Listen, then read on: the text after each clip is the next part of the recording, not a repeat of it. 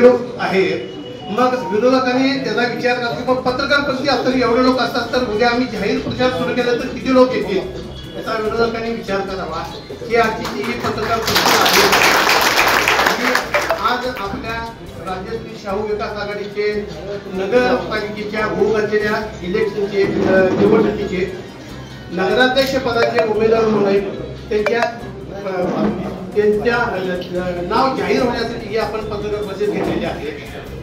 या पत्रकार परिषदेसाठी जमलेले सर्व पत्रकार आमच्या तालुक्याचे आमदार म्हणजे राजू पाटील अड्रावकर साहेब, तसेच माजी आमदार उल्हासदादा सावकर बांधनाईक साहेब, सतीश मलवे, हे सर्वजण हा राजश्री शाहू विकास आघाडीला हे सर्व पाठिंबा देणारे लोक आज इथं आहेत। लोकांच्या मनात असं संभ्रमावस्था होती की बाबा कोण तर म्हणत होतं की ह्या ह्याच्यात यड्रावकर आघाडी फुटलेली आहे, कोणतरी बाहेर गेलेला आहे, कोणतरी इकडे गेलेला आहे, कोणतरी तिकडे गेलेला आहे। हा संभ्रम जो लोकांनी पसरवलेला आहे हे लोकांनी लक्षात घ्यायचे की हा संभ्रम विरोधकांनी विनाकारण काहीतरी अपप्रचार करून पसरवलेला आहे, हे आपण सर्वांनी हे करून घ्यायचं।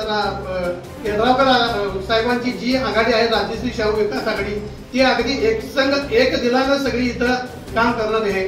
आपण या येणाऱ्या निवडणुकीला आपले जे 20 उमेदवार देऊ ते 20 उमेदवार अधिक नगराध्यक्ष पदाचे उमेदवार सर्व उमेदवार अगदी बहुमताने निवडून एवढी मी तुम्हाला ग्वाही देतो।